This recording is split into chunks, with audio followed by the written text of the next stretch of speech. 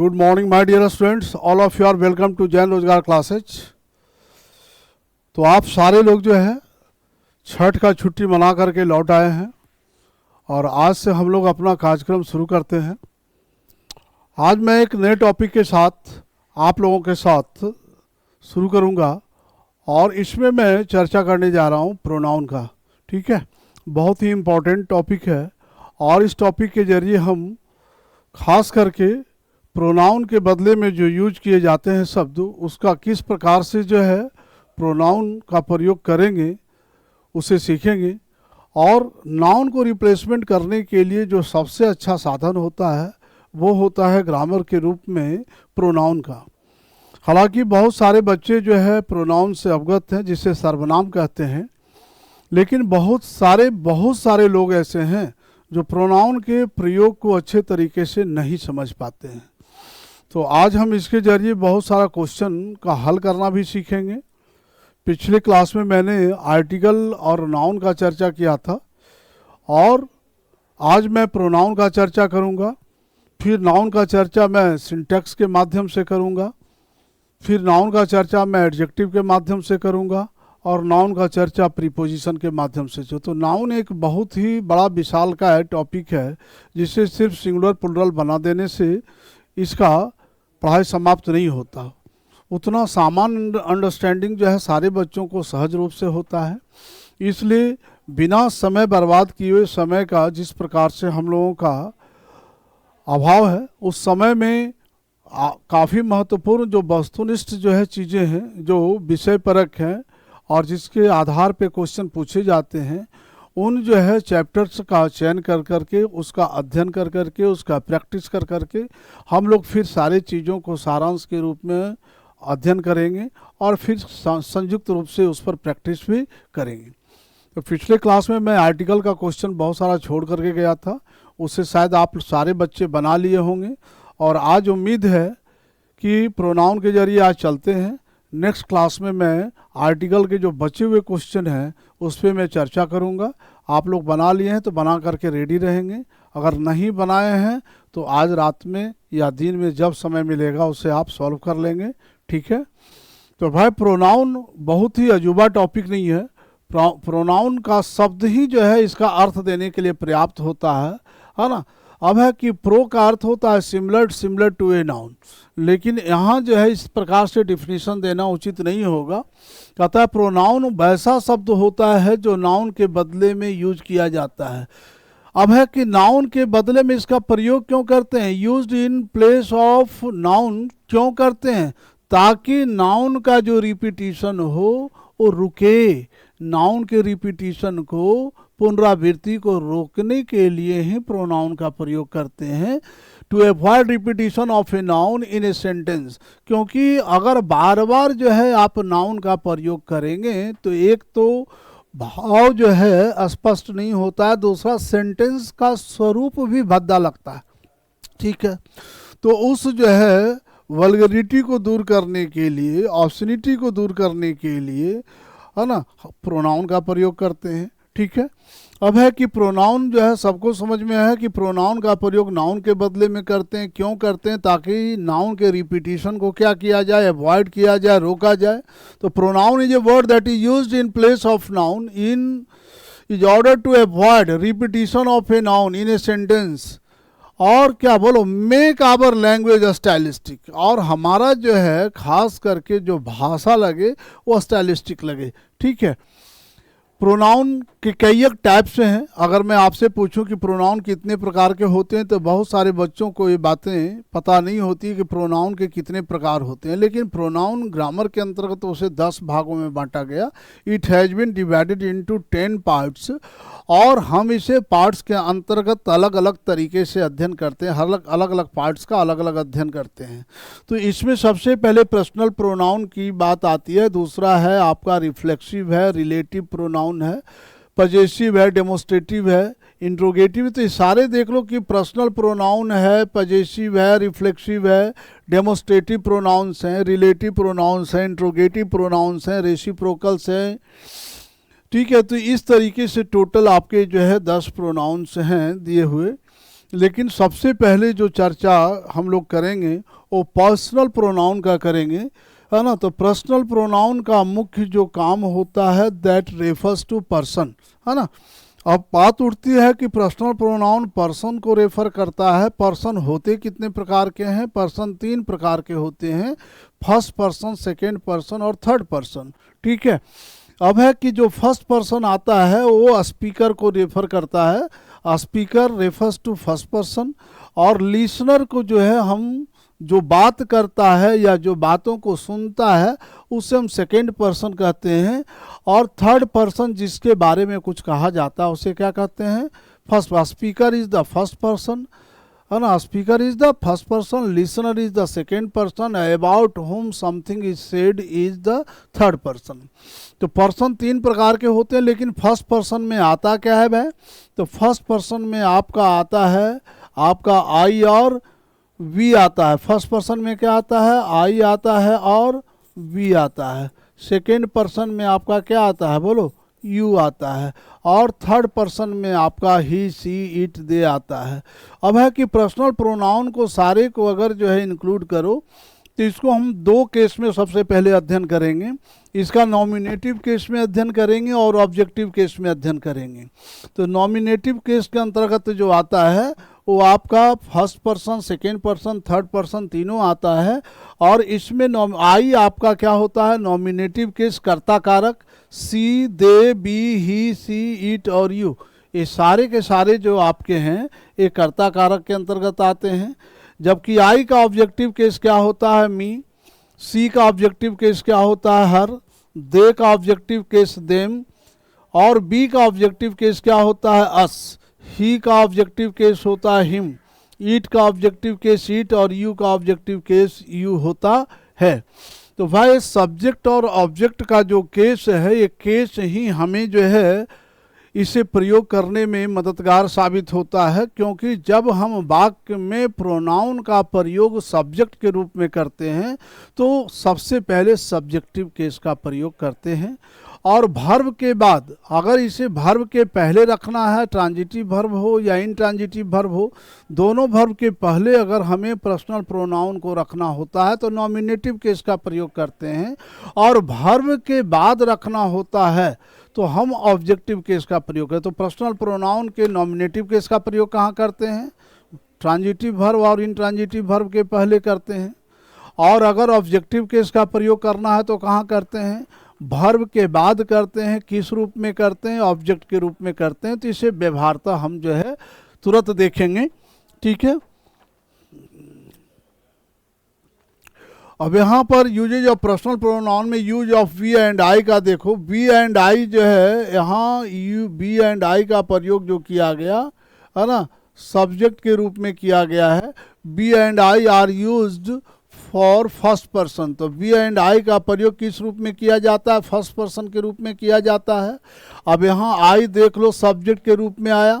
I am a teacher, मैं एक teacher हूँ। We go to a school, हम लोग स्कूल जाते हैं। वी भी यहाँ क्या है बोलो? तो आई और वी यहाँ सब्जेक्टिव केस का काम कर रहा है, जिसे भर्ब के ठीक पहले रखा गया है।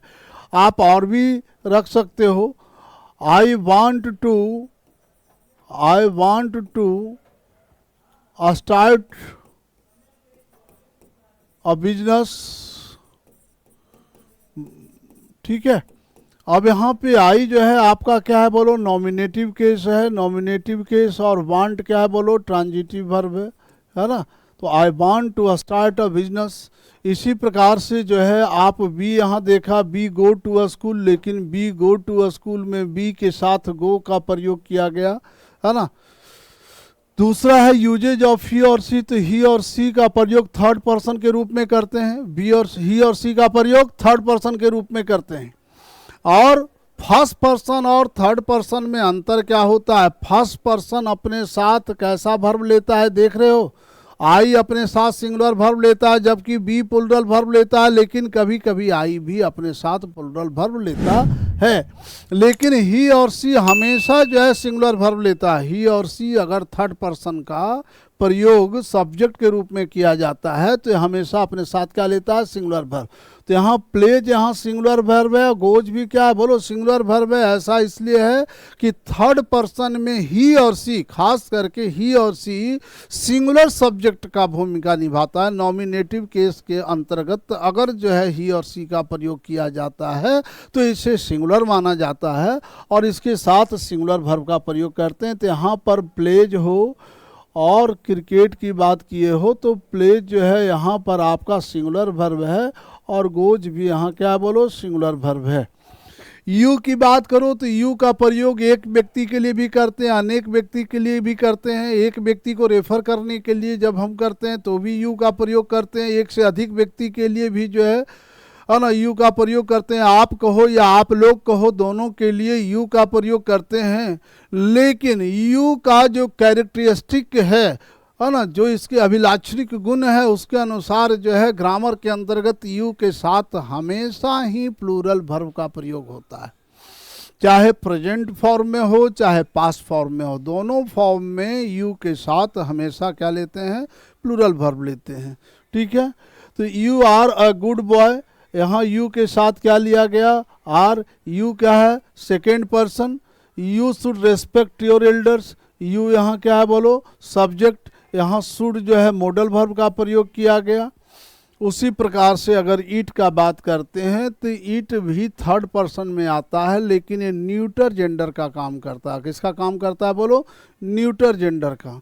नॉन लिविंग थिंग्स के लिए इसका प्रयोग करते हैं या खास करके एनिमल के लिए करते हैं, इन्फेंट्स के लिए करते हैं। एनिमल के लिए, इन्फेंट्स के लिए, इंसेक्ट्स के लिए, नॉन लिविंग थिंग्स के लिए, ये सारे चीज़ों के लिए ईट का प्रयोग करते हैं। India is a developing country, eat has a great cultural heritage. अब यहाँ ईट का प्रयोग इंडिया के लिए किया गया है ना, ईट का प्रयोग किसके लिए किया गया, इंडिया के लिए किया गया। यहाँ इंडिया क्या है बोलो, India is the name of a country. और कोई भी देश का नाम जो है क्या होता है, ज्योग्राफिकल थिंग होता है। और ऐसे अवस्था में अगर ज्योग्राफिकल फॉर्म में किसी चीज़ का प्रयोग करते हैं तो न्यूटर जेंडर के अंतर्गत रखा जाता है। That is kept under neuter gender. It is my car, यहाँ ईट का प्रयोग किया गया, वो किसके लिए किया गया, कार। कार जो है यहाँ क्या है बोलो, नॉन लिविंग थिंग है, नॉन लिविंग थिंग। ठीक है, नॉन लिविंग है ना। तो नॉन लिविंग को रेफर करने के लिए क्या लेते हैं, ईट का प्रयोग करते हैं। ईट भी क्या होता है, सब्जेक्ट के रूप में सिंगुलर होता है। ठीक है, तो यहाँ पर हम लोगों ने देखा बी और आई का, तो बी और आई फर्स्ट पर्सन के अंतर्गत रखा जाता है, ही सी को थर्ड पर्सन के अंतर्गत रखे हैं, यू को सेकेंड पर्सन के अंतर्गत रखते हैं और ईट को थर्ड पर्सन के अंतर्गत रखते हैं। और ईट का प्रयोग हम नॉन लिविंग के लिए करते हैं, इन्फेंट्स के लिए करते हैं। ठीक है, एनिमल्स के लिए करते हैं, इंसेक्ट्स के लिए करते हैं।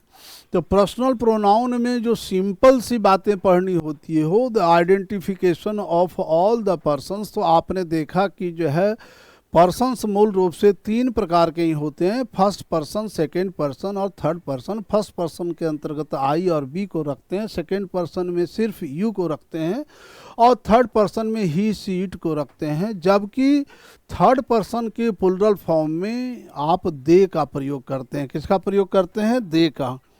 ठीक है, अब है कि it is used to denote time. अब ईट का प्रयोग पे आगे बढ़ते हैं तो ईट का प्रयोग और भी कार्य के लिए होता है। समय को रेफर करने के लिए भी ईट का प्रयोग करते हैं, वेदर को रेफर करने के लिए भी ईट का प्रयोग करते हैं, डिस्टेंस को रेफर करने के लिए, टेम्परेचर को रेफर करने के लिए और दूसरे नेचुरल इवेंट को, है ना, और इंट्रोडक्टरी सब्जेक्ट के रूप में भी करते हैं। तो अब ईट का प्रयोग एक प्रोनाउन के रूप में कहाँ कहाँ करते हैं, ये बातें आपको ध्यान में रखना जरूरी होता है ना, क्योंकि ये काम जो है कोई नाउन नहीं करता है। अगर कोई भी इंट्रोडक्टरी सब्जेक्ट की भूमिका निभानी होती है तो ईट का प्रयोग करते हैं। और यहाँ पर जो है खास करके टाइम जो है, वेदर है, डिस्टेंस है, टेम्परेचर है, इससे सारा जो है ज्योग्राफिकल यूनिट्स है ना। और ये जो है इनएक्टिव वर्ड हैं, तो ऐसे अवस्था में जो है डूअर की भूमिका नहीं निभा सकते हैं। तो वैसे अवस्था में इनके लिए एक इंट्रोडक्टरी सब्जेक्ट लेते हैं, ईट का प्रयोग करते हैं। जैसे बारिश हो रही है तो वहाँ पर इंट्रोडक्टरी सब्जेक्ट के रूप में ईट का प्रयोग करते हैं, इट इज़ रेनिंग। या संडे है तो इट इज संडे बोलते हैं, या 6 बजे हैं तो इट इज 6 o'clock। तो यहाँ पर संडे जो है टाइम है, रेनिंग एक्शन है, और 6 o'clock क्या बता रहा है, बोलो टाइम है, ए भी टाइम है ना, और ए एक्शन को रेफर करता है, किसको रेफर करता है, एक्शन को, ठीक है।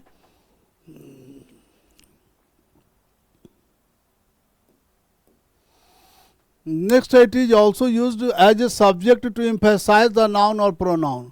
अब है कि कभी किसी नाउन और प्रोनाउन पे जोर देना हो, किसी नाउन और प्रोनाउन के ऊपर अगर जोर देना होता है तो उस नाउन और प्रोनाउन पर जोर देने के लिए, एम्फेसिस देने के लिए भी हम इसका प्रयोग करते हैं, ठीक है, इट का प्रयोग करते हैं। क्या कहा मैंने, फिर से ध्यान देना, अगर किसी नाउन और प्रोनाउन पे जोर देना हो, एम्फेसिस देना हो, है ना, या उसे स्पेसिफिक मैनर में उसे अगर बताना हो तो वैसे अवस्था में वाक्य की शुरुआत इट से करनी चाहिए। जैसे it was she who pass the exam, यह वही थी जो एग्जाम पास की। तो यहाँ इट वाज शी जो है इम्फेटिक सेंटेंस बना रहा है, इट वाज शी, वही वो लड़की है जो क्या की थी, एग्जाम पास की थी। It was he who came late, वही था जो लेट से आया, जो देर से आया, है ना, सिर्फ वही था जो लेट से आया, मतलब बाकी लोग लेट से नहीं आए थे। तो यहाँ पर इम्फेटिक सेंटेंस बनाने के लिए भी इट का प्रयोग करते हैं। तो आप देख रहे हो कि इट का प्रयोग हम किस किस जो है संदर्भ में करते हैं। इट का प्रयोग नॉन लिविंग के लिए करते हैं, इट का प्रयोग एनिमल के लिए करते हैं, इट का प्रयोग इन्फेंट्स के लिए करते हैं, इट का प्रयोग इंट्रोडक्टरी सब्जेक्ट के रूप में करते हैं, इट का प्रयोग हम ज्योग्राफिकल थिंग्स जैसे टेम्परेचर, वेदर, डिस्टेंस, टाइम जो है बताने के लिए भी करते हैं, और भी नेचुरल इवेंट अगर कुछ होता है तो उसको भी रिप्रेजेंट करने के लिए इट का प्रयोग करते हैं। तो प्रोनाउन की जो भूमिका होती है वो बड़ा ही बृहत होता है, और इसके प्रयोग के बगैर हम जो है आधा ग्रामर का हिस्सा जो है अधूरा रह जाता है, क्योंकि हम बहुत सारे वाक्यों की तो शुरुआत भी नहीं कर पाएंगे अगर सही तरीके से हमारे पास प्रोनाउन का ज्ञान नहीं होगा, ठीक है। अब यूजेज ऑफ दे की बात करते हो तो मैंने अभी अभी बताया कि थर्ड पर्सन का प्लुरल जो होता है, थर्ड पर्सन का प्लुरल, मैं क्या कर रहा हूँ, ध्यान से सुनो, थर्ड पर्सन का प्लुरल, तो थर्ड पर्सन में आता क्या है, थर्ड पर्सन में क्या आता है, थर्ड पर्सन में आपका आता है ही, और आता है सी, और आता है इट, है ना, ही सी इट, ये आपका जो है थर्ड पर्सन है। थर्ड पर्सन का सिंगुलर फॉर्म है ना, और इस सिंगुलर फॉर्म का प्लुरल जो होता है, सिंगुलर फॉर्म का प्लुरल जो होता है आपका, इसका प्लूरल फॉर्म होता है दे, है ना, तो दे इसका क्या है, बोलो प्लूरल फॉर्म है, ठीक है। अब एक व्यक्ति के लिए ही सीट लेते हैं, वैसे अवस्था में अनेक व्यक्ति या वस्तु के लिए दे का प्रयोग करते हैं। दे का प्रयोग जो है दोनों के लिए भी करते हैं, प्लूरल फॉर्म में तो होता है लेकिन लिविंग के लिए भी करते हैं और नॉन लिविंग के लिए भी करते हैं, ये याद रखना, है ना, लिविंग के लिए भी करते हैं, नॉन लिविंग के लिए भी करते हैं, दोनों के लिए जो है दे का प्रयोग करते हैं, ठीक है। अब यहाँ दे की बात करते हैं, they is the plural form of it, they जो है क्या है, बोलो प्लुरल फॉर्म है इट का, and can be used for mankind, है ना, मैन काइंड के लिए प्रयोग कर सकते हैं, ठीक है, मैन काइंड के लिए प्रयोग कर सकते हैं, ठीक है। मैन काइंड के लिए दूसरा प्रयोग कर सकते हैं आप जो है एनिमल के लिए, वर्ड के लिए, नॉन लिविंग के लिए, है ना, तो मैन काइंड के लिए ईट का दे का प्रयोग, एनिमल के लिए, वर्ड के लिए, नॉन लिविंग के लिए। तो मैंने क्या बताया था कि लिविंग के लिए भी करना, नॉन लिविंग के लिए, तो अब एनिमल हो या वर्ड हो, है ना, या मैन काइंड हो, क्या हो गया, लिविंग, तो लिविंग के लिए भी करना है और नॉन लिविंग के लिए भी करना है, ठीक है, लिविंग के लिए भी और नॉन लिविंग के लिए, तो दोनों के लिए हम जो है प्रयोग करते हैं दे का। जैसे दे आर गर्ल्स, तो गर्ल्स क्या हो गया, मैन काइंड हो गया, है ना, और दे आर चेयर्स, ये क्या हो गया, नॉन लिविंग हो गया। दे आर कैट्स, क्या हो गया, एनिमल्स हो गया। तो दे का प्रयोग आपने देखा कि जो है दोनों के लिए किया गया, मैनकाइंड के लिए भी किया गया, एनिमल्स के लिए भी किया गया, नॉन लिविंग के लिए। दूसरा मैंने बताया कि दे प्लुरल है, तो आप देख लो सारे में जो वर्ब हैं वो आर का प्रयोग किया गया। किसका किया गया, आर का। तो सारे वर्ब क्या है, प्लुरल फॉर्म में है। तो दे आपका कौन सा स्वरूप है, प्लुरल स्वरूप है। किसका बोलो, थर्ड पर्सन सिंगुलर का। ठीक है, अब कुछ रूल्स है जो आपको फॉलो करने हैं, खास करके जो है पर्सनल प्रोनाउन का प्रयोग करने में, है ना। अब क्या क्या है वो देखो। अब है कि पर्सनल प्रोनाउन के स्पेशल रूल्स की बात मैं कर रहा हूँ। कुछ रूल्स में जो चर्चा करूँगा वो स्पेशल रूल्स का चर्चा करूँगा।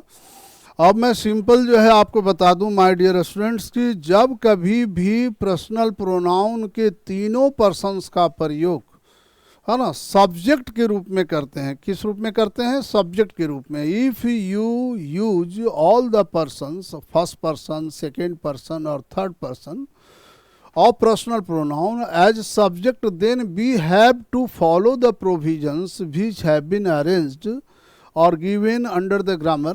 ठीक है, तो in that case we follow the order 2 3 1.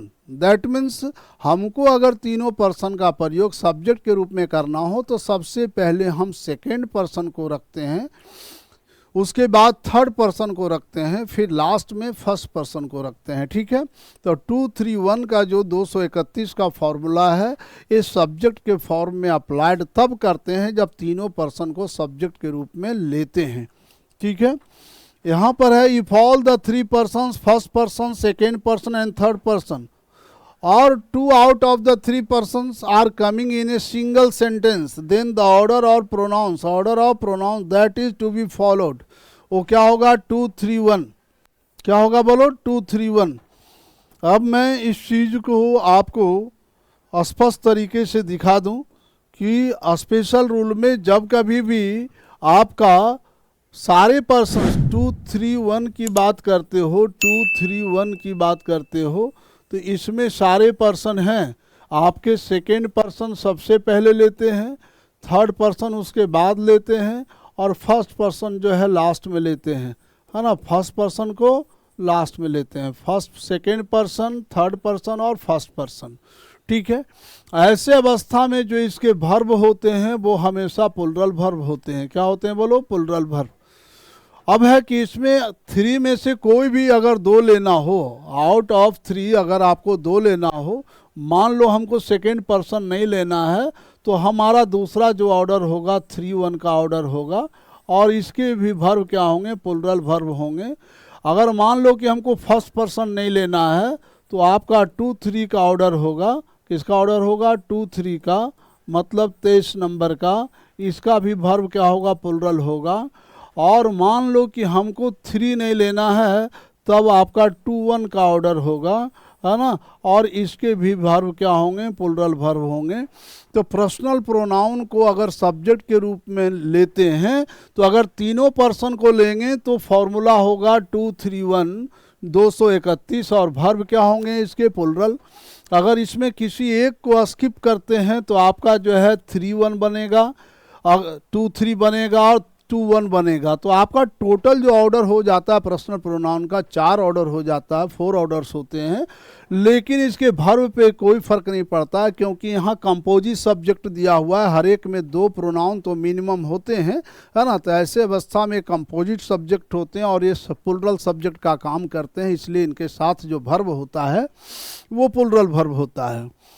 अब इसको हम जो है फिर से देखेंगे। ठीक है,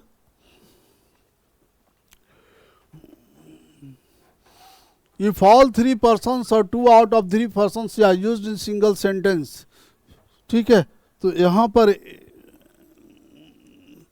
बात चल रही थी if all the 3 person, first person, second person and third person का प्रयोग करते हैं तो क्या लेते हैं, 2 3 1। यहाँ देखो यू, ही एंड आई, तो तीनों को यूज किया गया। फर्स्ट सेकेंड पर्सन, सबसे पहले क्या लिया गया, सेकेंड पर्सन। सेकेंड पर्सन के बाद जो है आपका क्या लिया गया, सबसे पहले सेकेंड पर्सन, उसके बाद थर्ड पर्सन, उसके बाद फर्स्ट पर्सन, है ना, ये तीनों पर्सन को लिया गया, तीनों का प्रयोग कंपोजिट सब्जेक्ट के रूप में किया गया, इसलिए इसके साथ जो है प्लूरल वर्ब हैव का प्रयोग किया गया। किसका प्रयोग किया गया? हैव का। उसी तरीके से आपका देखो एक स्किप किया, सेकेंड पर्सन को स्किप किया तो क्या बचा? थर्ड पर्सन और first person, he and I, और ही एंड आई के साथ भी क्या लिया? प्लूरल वर्ब लिया are. He and I are going to party. आप ऐसा नहीं लिख सकते हो he and I am going to party, अगर ऐसा लिखोगे तो गलत हो जाएगा, क्योंकि एंड का काम है जोड़ना, है ना। जैसे 2 और 3 को जोड़ोगे तो क्या होगा? 5। तो वैसे ही यहाँ ही एंड आई जो है रेफर करता है टू डिफरेंट पर्सन। एक पर्सन ही जो है थर्ड पर्सन है, आई क्या है बोलो? फर्स्ट पर्सन है। तो they are two different categories of persons, in that case they will be considered plural and plural verb will be used with them. इसलिए यहाँ पर जो है आर का प्रयोग किया गया। यू एंड ही, तो यू एंड ही में क्या हुआ बताओ? यहाँ पर स्किप किया, किसको स्किप किया? फर्स्ट पर्सन को स्किप किया, तो क्या बचा? सेकेंड पर्सन और थर्ड पर्सन।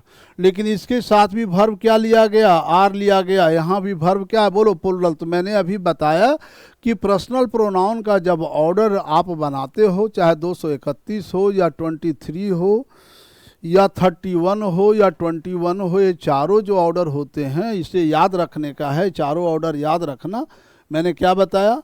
क्या क्या ऑर्डर बताया? 2 3 1, है ना, 2 3, है ना। आप इसको अगर स्किप करते हो तो क्या बचा? 2 3, और 2 को स्किप करते हो तो क्या बचा? 3 1, और 1 को स्किप किया तो क्या बचा? 2 3, 3 को स्किप करोगे तो क्या बचेगा? 2 1।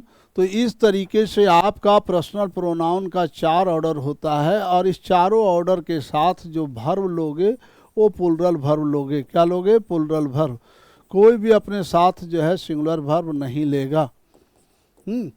तो कंपोजिट फॉर्म में, कंबाइंड फॉर्म में पर्सनल प्रोनाउन का जो सब्जेक्टिव ऑर्डर होता है वो 4 तरीके का होता है, और ये चारों फॉर्मेट जो है आपका, खास करके इस ऑर्डर को याद रखना है, और इसके वर्ब के फॉर्म को भी याद रखना, किस प्रकार का वर्ब लेगा। तो पर्सनल प्रोनाउन में भी देखा कि रूल्स ऐसा नहीं है कि आई का सिर्फ यूज होता है, बी का यूज होता है। अगर कंबाइंड रूप में काम करे तो क्या होता है? कंबाइंड रूप में काम करेगा तो अपने मन से नहीं है कि कभी फर्स्ट पर्सन को रख देंगे, कभी थर्ड पर्सन को रख देंगे, कभी सेकेंड पर्सन को रख देंगे, अपने मन में जैसा आएगा वैसा। नहीं, ग्रामर के अंतर्गत जो व्यवस्था दी गई है अगर वैसे प्रयोग करेंगे तभी वाक्य शुद्ध होगा, अन्यथा आपका वाक्य क्या होगा? अशुद्ध होगा। ठीक है।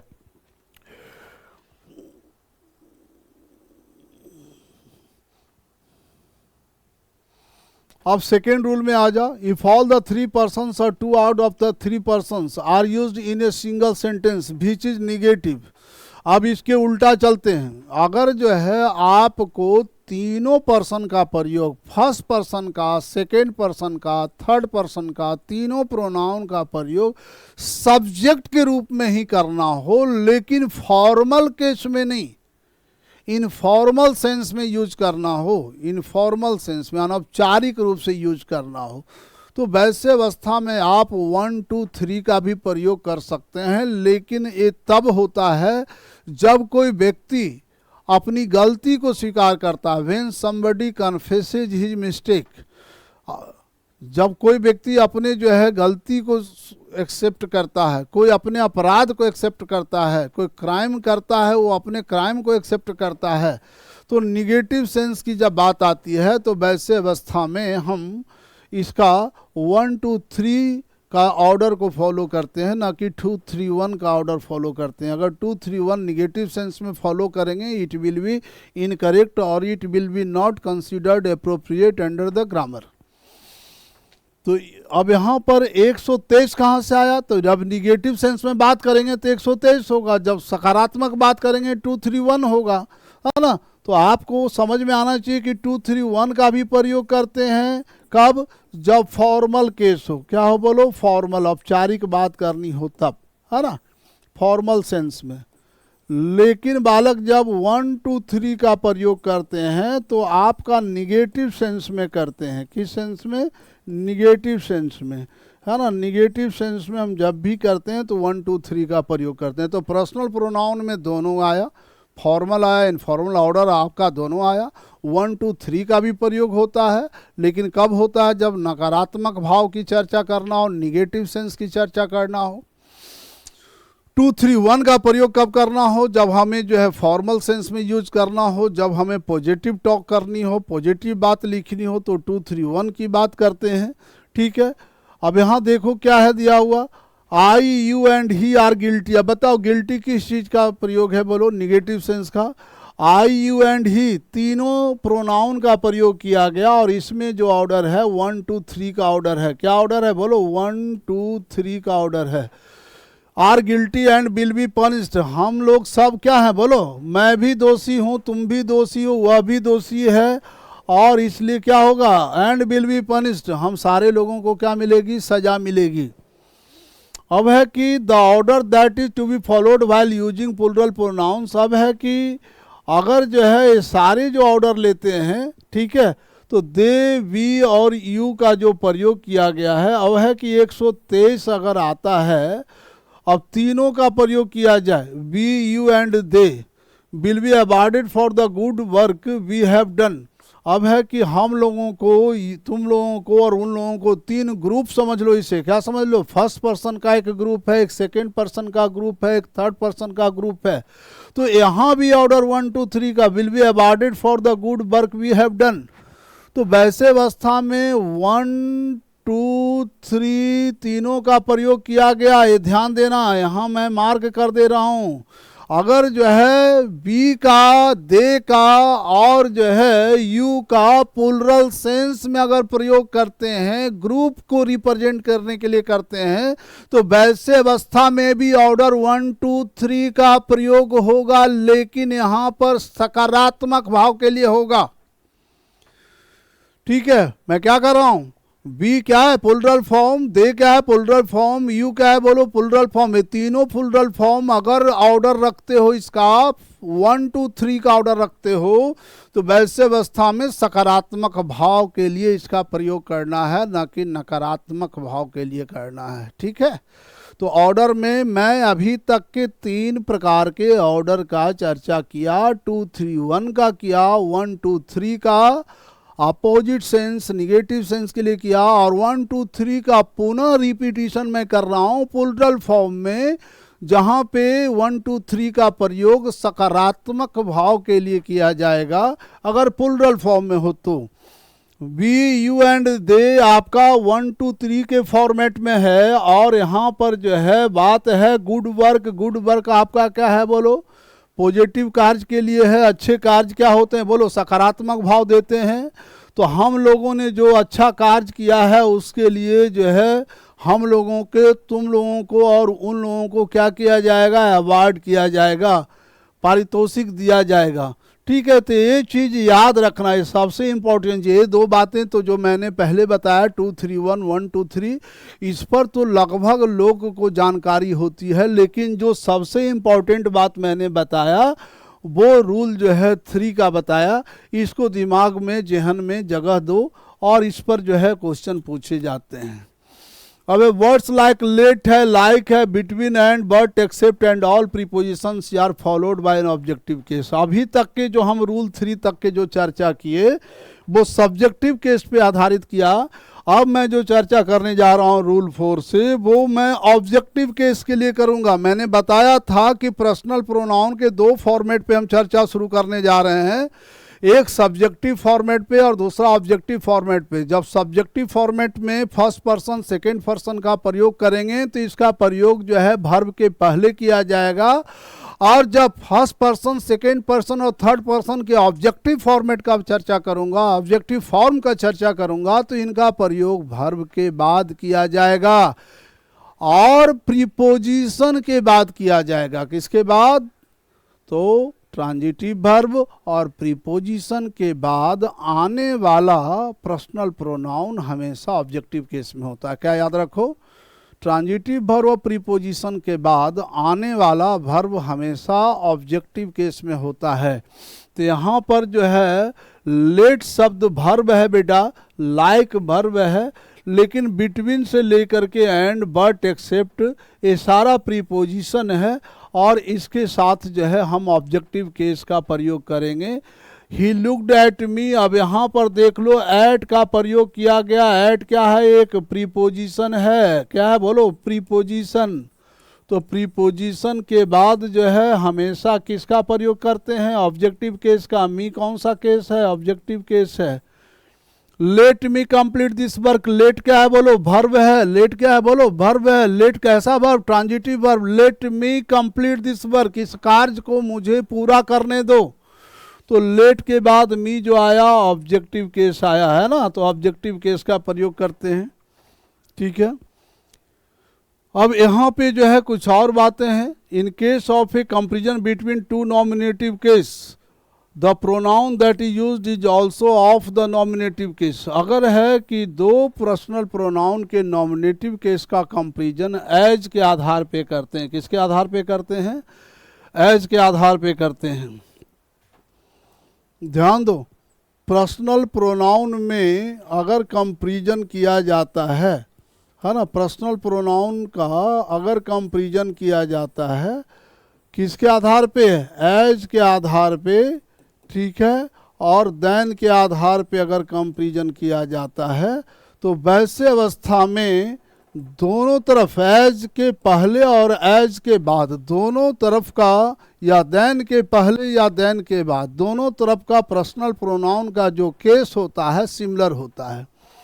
अब जैसे कि एग्जाम्पल के लिए मैं समझा दूं कि अगर आपके पास एज के पहले आपका नॉमिनेटिव केस लिया गया है तो एज के बाद जो ये एज है इसके बाद भी नॉमिनेटिव केस का प्रयोग होगा। जैसे she is as wise as you, है ना। अब यहाँ देख लो कि एज के पहले जो ये सी है ये आपका नॉमिनेटिव केस में है, तो एज के बाद भी जो यहाँ यू है नॉमिनेटिव केस है ना, ऑब्जेक्टिव केस नहीं है, याद रखोगे।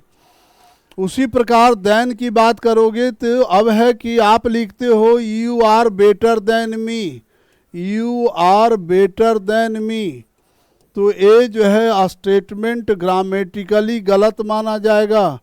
You are better than me में मी आपका क्या माना जाएगा? गलत, क्योंकि देन के पहले जो यू है ये आपका नॉमिनेटिव केस है। नॉमिनेटिव केस है, इसी कारण से आपके अपने साथ क्या ले रहा है? वर्ब ले रहा है। ठीक है।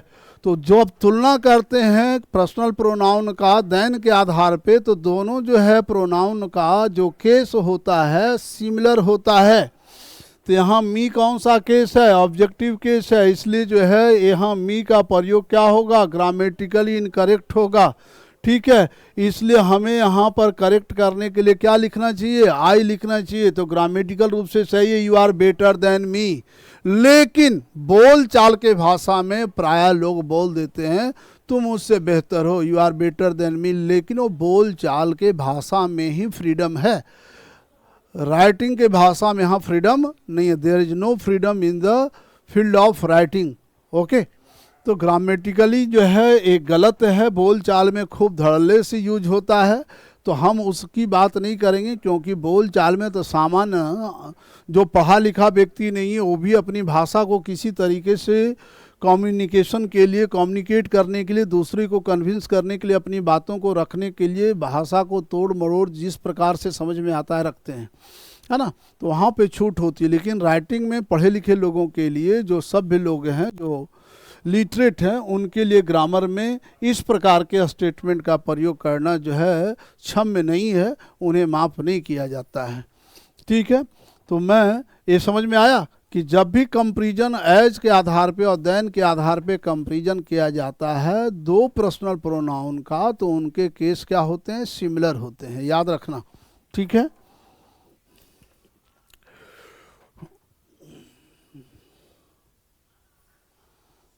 तो यहाँ पे चर्चा चल रही है कि in case of A comparison between two nominative case, ठीक है, बिटवीन टू नॉमिनेटिव केस, तो अब है कि दो नॉमिनेटिव केस के बीच में अगर तुलना किया जाएगा, कंपेरिजन किया जाएगा, तो pronoun that used also of the nominative case, जैसे he is as fast as me, तो यहाँ ही आपका क्या है? नॉमिनेटिव केस है, जबकि मी क्या है? बोलो, ऑब्जेक्टिव केस है, इसलिए स्टेटमेंट क्या हुआ? रॉन्ग हुआ।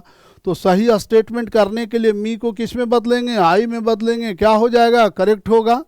उसी प्रकार यहाँ से देख लो कि देन के आधार पे कंपैरिजन किया गया, तो जो है देन के पहले सी का प्रयोग किया गया। सी आपका क्या है, बोलो, नॉमिनेटिव केस है। लेकिन नॉमिनेटिव केस की तुलना ऑब्जेक्टिव केस से करवाई जा रही है, इसके कारण क्या है, बोलो, गलत है। तो तुलना जब भी होना चाहिए, कंपैरिजन जब भी होना चाहिए, must be between similar persons और थिंग्स, ठीक है। अब इसलिए हिम को किस में बदला गया, ही में, क्योंकि यहाँ दोनों का केस क्या होना चाहिए, सिमिलर होना चाहिए। अन्यथा जो है अगर ऐसा नहीं होता है तो दिस सेंटेंस विल बी क्या, बोलो, इनकरेक्ट। तो ये था तुम्हारा सारा पर्सनल प्रोनाउन का प्रयोग, ठीक है। तो आपने क्या देखा कि पर्सनल प्रोनाउन 3 प्रकार के होते हैं, आपका फर्स्ट पर्सन, सेकेंड पर्सन और थर्ड पर्सन। तीनों पर्सन को एक ऑर्डर में रखने के लिए, क्रम में रखने के लिए हम उसे अलग अलग तरीके से अरेंज करते हैं, 2 3 1 के फॉर्म में, 1 2 3 के फॉर्म में। इसके अलावा 1 2 3 का प्लुरल फॉर्म का प्रयोग देखा कि किस तरीके से वो कार्य करता है। फिर मैंने आपको ऑब्जेक्टिव केस पे चर्चा किया, है ना। ऑब्जेक्टिव केस के रूप में अगर पर्सनल प्रोनाउन का प्रयोग करते हैं तो उसका प्रयोग हमेशा जो है ट्रांजिटिव वर्ब और प्रीपोजिशन के बाद करते हैं। और नेक्स्ट रूल जो मैंने बताया वो कंपैरिजन के आधार पे बताया कि जब भी पर्सनल प्रोनाउन का कंपैरिजन एज और देन के आधार पे किया जाता है तो वैसे अवस्था में पर्सनल प्रोनाउन के केस सिमिलर होने चाहिए। क्या होने चाहिए, सिमिलर होने चाहिए। तो in this way you have studied personal pronoun. मुझे नहीं लगता है कि इसमें आप लोगों को किसी प्रकार का कोई कन्फ्यूजन होगा, और होना भी नहीं चाहिए। लेकिन इसके आधार पे जो है मैं क्वेश्चन बताऊंगा। अब है कि इसमें मैं कुछ और भी बात बताने जा रहा हूँ, है ना। इसमें जो है I am going to add something more, ठीक है। इसमें मैं कुछ और ऐड करूँगा माय डियर स्टूडेंट्स। इसमें जो ऐड करूँगा वो आपको पर्सनल प्रोनाउन से संबंधित ही ऐड करूँगा, ठीक है। अब यहाँ पे आप पर्सनल प्रोनाउन पे चर्चा कर रहे हो, तो पर्सनल प्रोनाउन में और भी चीज़ें सीखने के लिए है। पर्सनल प्रोनाउन, ठीक है।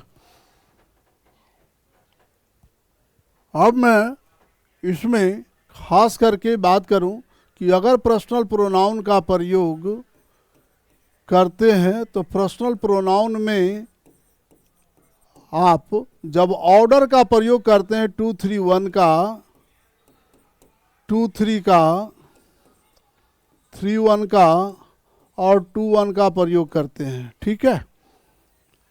तो भाई इसका ये आपका टोटल नॉमिनेटिव केस हो गया। क्या हो गया, नॉमिनेटिव केस। फिर इसके बाद वर्ब क्या लेंगे उसकी बात करो। फिर यहाँ ऑब्जेक्टिव केस क्या होगा, और फिर यहाँ पॉजेसिव केस क्या होगा।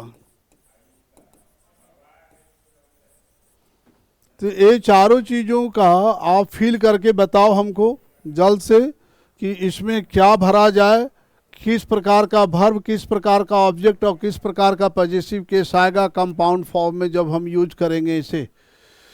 तो मैंने अभी अभी सारे बच्चों को बताया ना, क्या बताया कि 2 3 1 का प्रयोग अगर संयुक्त रूप से सब्जेक्ट के रूप में किया जाएगा तो इनके वर्ब क्या होंगे, प्लुरल वर्ब होंगे। 2 3 भी संयुक्त फॉर्म में है तो इसके भी प्लुरल होंगे, इसके भी वर्ब प्लुरल होंगे, इसके भी वर्ब क्या होंगे, प्लुरल होंगे।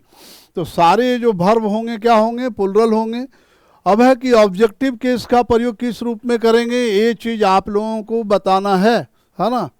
तो बताओ 2 3 1 का प्रयोग अगर सब्जेक्ट के रूप में किया तो कंबाइंड रूप से जो है इसे क्या कहा गया, इसका वर्ब प्लुरल, क्योंकि ये तीनों जो है पर्सन मिल करके सब्जेक्ट का काम करता है। तो एटलीस्ट 3 व्यक्ति का तो बोध हो ही रहा है, इसमें सारे 2 व्यक्ति या 2 से अधिक व्यक्ति का बोध हो सकता है, ठीक है। तो यहाँ पर ऑब्जेक्टिव केस क्या होगा, पॉजेसिव केस क्या होगा। तो जल्द से जल्द रिप्लाई आनी चाहिए।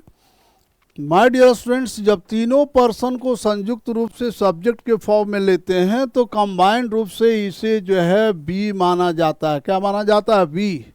तो बी का ऑब्जेक्टिव केस क्या होता है, बोलो, अस।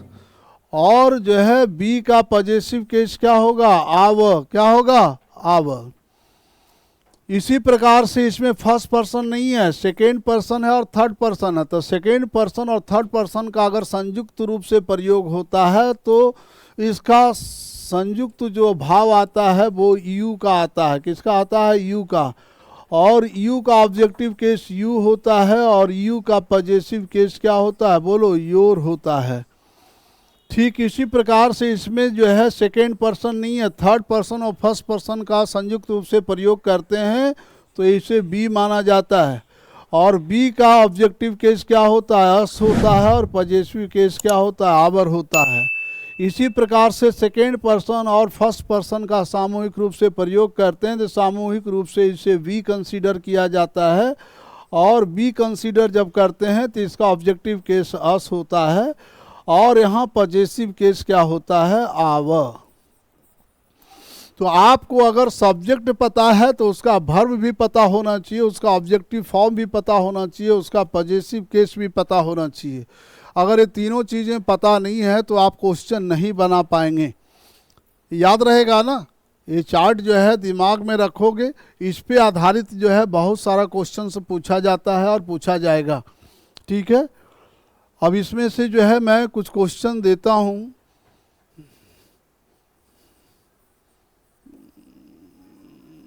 रचना and I are bound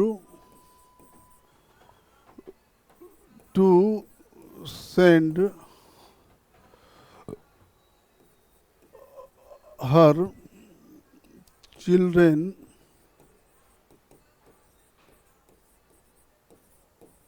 to a school on time.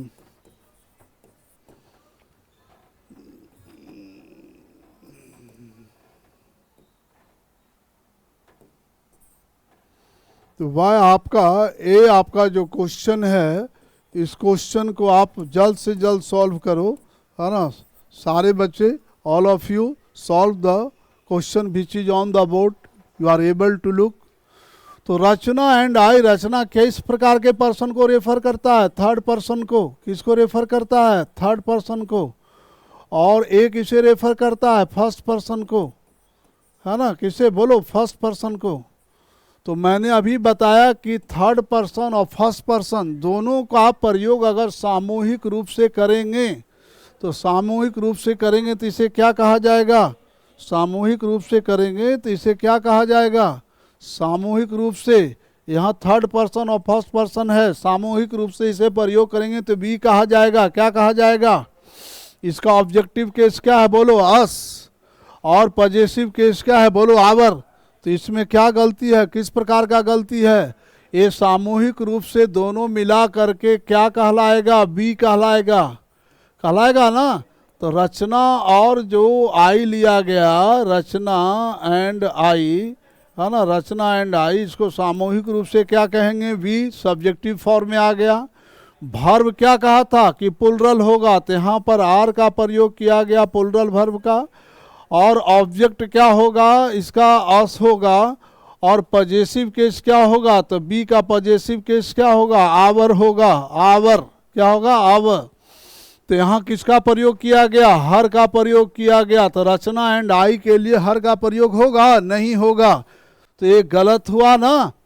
तो इसके एवज में हमें क्या लेना चाहिए था? आव। क्या लेना चाहिए? आव। तो बताओ, पर्सनल प्रोनाउन के सारे जो है तालिका को और सारे जो है अरेंजमेंट को सही ढंग से हम नहीं पढ़ेंगे तो हम इसका क्वेश्चन नहीं बना सकते। ठीक है, तो आज तो बेसिक इंट्रोडक्शन था, है ना? डिटेल्स में फिर मैं कल चलूँगा। और आपका नेक्स्ट क्लास है ना? वेट कीजिए for your reasoning class. Your teacher is available right now, है ना? तो सारे बच्चे मेहनत करें और मन से पढ़ें। ठीक है, समय काफ़ी मूल्यवान होता है और अपना जो है कैरियर बनाना आपका जो है भूमिका होना चाहिए। Have a nice day all of you.